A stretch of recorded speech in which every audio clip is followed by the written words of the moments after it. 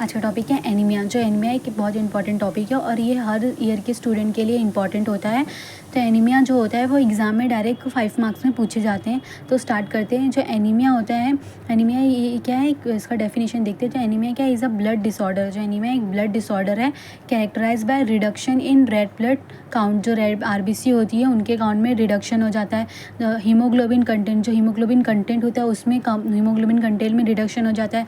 Pack cell volume में reduction होता है, जिसकी वजह से क्या होता है, leading to reduction in supply of oxygen to tissue. तो इसकी वजह से क्या होता है, जो ऑक्सीजन का सप्लाई होता है वो टिश्यू में जाने में रिडक्शन हो जाता है, कि सप्लाई ऑफ ऑक्सीजन का भी रिडक्शन हो जाता है। तो anaemia is a blood disorder characterised by the reduction in the red blood count, haemoglobin content and pack cell volume leading to reduction in supply of oxygen to tissue. और ये सब की कॉजेज़ क्या हो सकते हैं, या तो decrease in production of RBC हो सकता है, इंक्रीज डिस्ट्रक्शन ऑफ आरबीसी हो सकता है, excess loss of blood from the body, excess loss of blood हो सकते हैं। एनीमिया के ये कॉजेज़ हो सकते हैं। तो उसके बाद जो एनीमिया होते हैं वो क्लासीफाई होते हैं कितने, 2 टाइप में। एक मॉर्फोलॉजिकल क्लासिफिकेशन होता है और एक इटियोलॉजिकल क्लासिफिकेशन होता है। तो ये 2 टाइप में डिवाइडेड होती है। जो मॉर्फोलॉजिकल क्लासिफिकेशन होता है वो फर्दर किसमें 4 टाइप में डिवाइडेड होता है, depending upon the size of RBC, MCV, colour of RBC and MCHC. MCV मतलब मीन कॉर्पस्कुलर वॉल्यूम और एमसीएचसी मतलब मीन कॉर्पस्कुलर हीमोग्लोबिन कंसनट्रेशन। तो डिपेंडिंग अपॉन द ये चारों के डिपेंड अपॉन पे ये 4 टाइप में डिफ्रेंशिएट होती है मॉर्फोलॉजिकल एनीमिया। फर्स्ट है नॉर्मोसाइटिक नॉर्मोक्रोमिक। नॉर्मोसाइटिक जैसे नाम से पता चलेगा, नॉर्मो मतलब नॉर्मल, साइटिक मतलब नॉर्मल सेल रहेगा। नॉर्मोक्रोमिक नॉर्मो मतलब नॉर्मल और क्रोमिक मतलब कलर उसका, तो कलर कैसा रहेगा, नॉर्मल रहेगा। वैसे ही मैक्रोसाइटिक मतलब मैक्रो सेल का साइज़ बड़ा हो जाएगा, साइटिक मतलब सेल। नॉर्मोक्रोमिक नॉर्मल, कलर जो सेल का रहेगा वो नॉर्मल रहेगा। मैक्रोसाइटिक मतलब सेल की साइज़ बड़ी हो जाएगी। हाइपोक्रोमिक, हाइपो मतलब लेस हो जाएगा, सेल का जो कलर रहेगा वो लेस हो जाएगा। जो माइक्रोसाइटिक मतलब जो सेल रहेगी वो छोटी हो जाएगी। हाइपोक्रोमिक मतलब जो कलर रहेगा वो लेस हो जाएगा। तो डिपेंड, जैसे नाम से ही पता चल जाएगा इनका क्या हो रहा है। Size of RBC, normocytic normochromic में साइज़ ऑफ आरबीसी कैसी रहेगी, नॉर्मल रहेगी। एमसीवी जो कि मीन कॉर्पस्कुलर वॉल्यूम में कितना रहेगा, 90 रहेगा। और कलर कैसा रहेगा, नॉर्मोक्रोमिक रहेगा, मतलब कलर नॉर्मल रहेगा। और एमसीएचसी 30 रहेगा।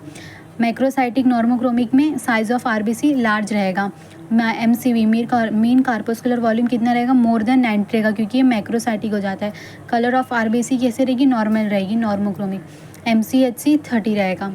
और मैक्रोसाइटिक हाइपोक्रोमिक में साइज़ ऑफ आरबीसी लार्ज रहेगा, एमसीवी मोर देन 90 रहेगा, कलर ऑफ आरबीसी लेस रहेगा, और मीन एमसीएचसी कितना रहेगा, लेस देन 30 रहेगा। उसके बाद माइक्रोसाइटिक हाइपोक्रोमिक में साइज़ ऑफ आरबीसी स्मॉल रहेगा, एमसीवी लेस देन 78 रहेगा, कलर ऑफ आरबीसी लेस रहेगा, और जो एमसीएचसी रहेगा वो लेस देन 30 रहेगा। तो ये थे एनीमिया का मॉर्फोलॉजिकल क्लासिफिकेशन, जो कि depending upon the size of RBC, HCV, colour of RBC और एमसीएचसी डिपेंडिंग, इस पे 4 टाइप में वो डिवाइडेड होता है। फिर उसके बाद सेकेंड क्या क्लासिफिकेशन है, इटियोलॉजिकल क्लासिफिकेशन। इटियोलॉजिकल क्लासिफिकेशन में इटियोलॉजिक मीन्स होता है कि कॉज, मतलब क्या कॉज है, कि डिपेंडिंग अपॉन द कॉज ये कितने 5 टाइप में डिवाइडेड होते हैं। हीमोरेजिक एनीमिया जिसमें ब्लड का लॉस होता है, हीमोलिटिक एनीमिया जिसमें ब्लड का डिस्ट्रक्शन होता है, ब्रेकडाउन होता है, ब्लड जो होते हैं वो टूटते हैं। न्यूट्रिशन डिफिशिएंसी एनीमिया जिसमें क्या न्यूट्रिशन की वजह से एनीमिया हो रहा है, मतलब अगर आप अच्छे से न्यूट्रिशन डाइट में अच्छे से आयरन नहीं ले रहे, तो जिसकी वजह से क्या होएगा, हीमोग्लोबिन नहीं बन पाएगा। हीमोग्लोबिन नहीं बन पाया तो आरबीसी की डिफिशिएंसी होगी, जिससे क्या एनीमिया होगा। एप्लास्टिक एनीमिया जिसमें बोन मैरो का कोई प्रॉब्लम होता है। एनीमिया ऑफ क्रोनिक डिजीज़ मतलब क्रोनिक डिजीज़ की वजह से एनीमिया। तो ये क्या causes, depending upon the causes ये 5 टाइप में डिवाइडेड होता है। फर्स्ट है हीमोरेजिक एनीमिया, जिसमें क्या होता है, excess loss of blood by internal और एक्सटर्नल ब्लीडिंग।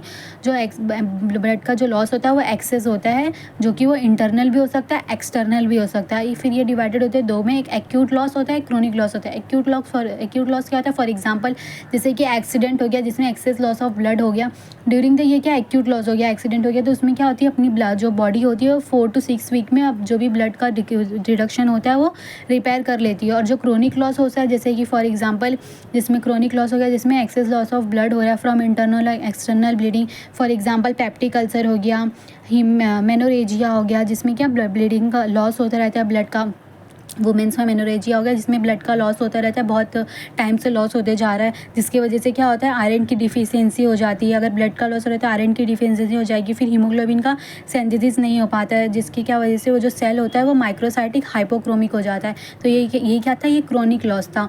और एक्यूट लॉस में मॉर्फोलॉजी ऑफ आरबीसी कैसी रहती है, आरबीसी नॉर्मोसाइटिक नॉर्मोक्रोमिक रहती है। नॉर्मोसाइटिक मतलब नॉर्मल साइज रहता है और कलर भी नॉर्मल रहता है। बट क्रोनिक लॉस में जो माइक्रोसाइटिक हो जाती है, माइक्रो मतलब स्मॉल हो जाती है, उसका कलर लेस हो जाता है। तो ये था हीमोरेजिक एनीमिया। फिर सेकंड है हीमोलाइटिक एनीमिया। हीमोलाइटिक एनीमिया भी दो टाइप में डिवाइड होती है, एक एक्सट्रिंसिक हीमोलाइटिक एनीमिया होती है और एक इंट्रिंसिक हीमोलाइटिक एनीमिया होती है। जो एक्सट्रिंसिक हीमोलाइटिक एनीमिया होती है किसमें देखने मिलेगा, लीवर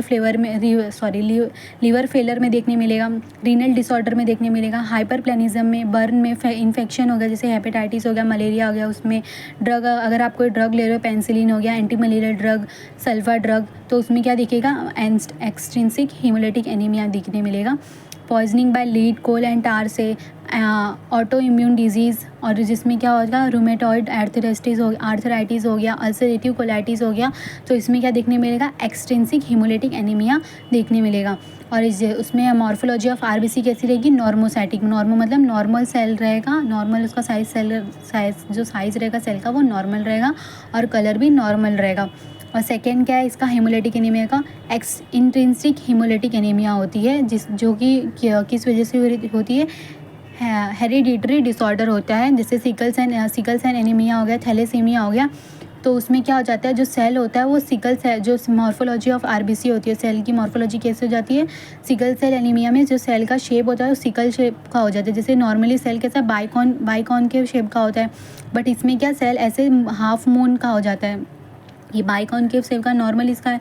और इसमें सिकल सेल वाले में कैसा, ये एनीमिया जो सेल होता है वो ऐसा हो जाता है, सिकल सेल मतलब हाफ मून का ऐसे शेप का हो जाता है हमारा आरबीसी। फिर उसके बाद थैलेसीमिया में क्या होएगा, इरेगुलर रहेगा और माइक्रोसाइटिक हाइपोक्रोमिक। माइक्रोसाइटिक स्मॉल, जो सेल का साइज रहेगा वो स्मॉल हो जाएगा, हाइपोक्रोमिक मतलब कलर लेस हो जाएगा। ये किस में होता है, थैलेसीमिया में होगा। और सिकल शेप किस में होगा, सिकल सेल एनीमिया में होगा। फिर उसके बाद थर्ड क्या है, न्यूट्रिशन डिफिशियंसी एनीमिया। न्यूट्रिशन में मतलब अपने डाइट पे डिपेंड करेगा, तो इसके वजह से ये क्या कॉज होता है, जैसे आयरन डिफिशियंसी हो गई, protein deficiency, vitamin B12 deficiency और फोलिक एसिड का डिफिशियंसी होगा, तो जिसकी वजह से क्या न्यूट्रिशन डिफिशियंसी एनीमिया कॉज होगी। आयरन डिफिशियंसी एनीमिया में जो आरबीसी रहेगा वो कैसा रहेगा, माइक्रोसाइटिक हाइपोक्रोमिक रहेगा। प्रोटीन डिफिशियंसी में जो आरबीसी रहेगा कैसा रहेगा, मैक्रोसाइटिक हाइपोक्रोमिक, मतलब जो सेल की साइज़ बड़ी हो जाएगी और कलर कैसा लेस रहेगा। विटामिन B12 डिफिशियंसी में एनीमिया, जो सेल का साइज़ कैसा रहेगा, मैक्रो बड़ा हो जाएगा, नॉर्मोक्रोमिक भी हो सकता है, हाइपोक्रोमिक भी हो सकता है, मतलब कलर नॉर्मल भी हो सकता है और कलर लेस भी हो सकता है, किसमें, विटामिन B12 डिफिशियंसी में। फॉलिक एसिड डिफिशियंसी में जो आरबीसी रहेगा वो कैसा, मेगलोब्लास्टिक हो जाएगा, हाइपोक्रोमिक हो जाएगा। फिर फोर्थ है एप्लास्टिक एनीमिया, जिसका कॉज क्या है, जिसमें क्या होता है, बोन मैरो डिसऑर्डर हो गया तो उसमें एप्लास्टिक एनीमिया देखने मिलता है, जिसमें जो आरबीसी का सेल रहेगा कैसा रहेगा, नॉर्मोसाइटिक नॉर्मोक्रोमिक रहेगा। एंड जो लास्ट है एनीमिया ऑफ क्रॉनिक डिजीज़, किसमें देखने मिलेगा, इन नॉन इन्फेक्शन, जैसे इन्फ्लामेटरी डिजीज़ हो गया, रूमेटॉइड आर्थराइटिस हो गया, क्रॉनिक इन्फेक्शन ट्यूबरक्लोसिस हो गया, क्रॉनिक रीनल फेलर हो गया, न्यूप्लास्टिक डिसऑर्डर एंड हॉटकिंस डिजीज़ हो गया। तो जिसमें क्या देखने मिलेगा, आरबीसी की मॉर्फोलॉजी कैसी रहेगी, नॉर्मोसाइटिक और नॉर्मोक्रोमिक रहेगी। तो ये इटियोलॉजिकल क्लासिफिकेशन हो गया। इटियोलॉजिकल मतलब जिस कॉज क्या है, तो डिपेंडिंग अपॉन द कॉज ये 5 टाइप्स के होते हैं एनीमिया, इटियोलॉजिकल एनीमिया 5 टाइप्स के होते हैं, और इसके कॉजेज़ देख लिए और इसकी मॉर्फोलॉजी ऑफ आरबीसी। तो एग्ज़ाम में ऐसे पूछ सकते हैं कि एनीमिया क्या और इसके क्लासिफिकेशन बताओ, ऐसा आता है एग्ज़ाम में, 10 मार्क्स में, 5 मार्क्स में आ सकता है। फिर उसके बाद हम देखेंगे जो एनीमिया होती है उसमें साइन एंड सिम्टम्स कैसे देखने मिलता है।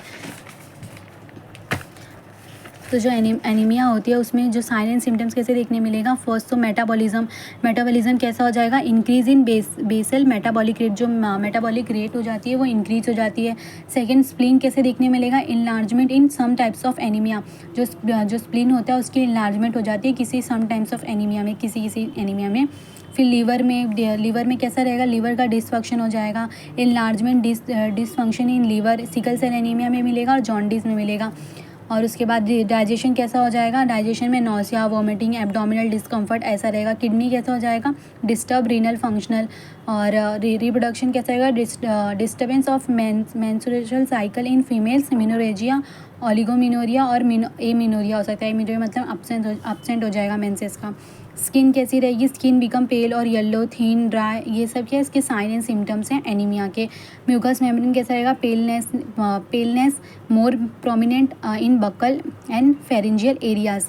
CVS कार्डियोवास्कुलर सिस्टम कैसा रहेगा, ट्रेकिकार्डिया मतलब रेट ऑफ ब्रीदिंग बढ़ जाएगी, इंक्रीज हो जाएगी, कार्डियक आउटपुट इंक्रीज हो जाएगा, डायलेशन ऑफ हार्ट हो जाएगा, कार्डियक मरमर देखने मिलेगा और हार्ट अटैक ऐसा देखने मिलेगा किसमें, CVS में। रेस्पिरेटरी सिस्टम में कैसा रहेगा, हाइपर वेंटिलेशन होगा, डिस्नीपिया होगा और ऐसा ये सब देखने मिलेगा किसमें, रेस्पिरेटरी सिस्टम में। फिर नर्वस सिस्टम में किसमें कैसा देखने मिलेगा, हेडेक, साइनस सिम्टम्स कैसे देखने मिलेंगे, हेडेक मिलेगा, लैक ऑफ कंसंट्रेशन मिलेगा, रेस्टलेसनेस मिलेगा, इरिटेबिलिटी मिलेगी, वर्टिगो, फैटिंग, ये सब किसमें, नर्वस सिस्टम में देखने मिलेगा। और मसल्स में कैसा वीकनेस रहेगा, ईजिली फैटिग हो जाएगा, लैक ऑफ एनर्जी रहेगी। ये साइन एंड सिम्टम्स हैं एनीमिया के। फॉर नॉलेज आपको पता होना चाहिए।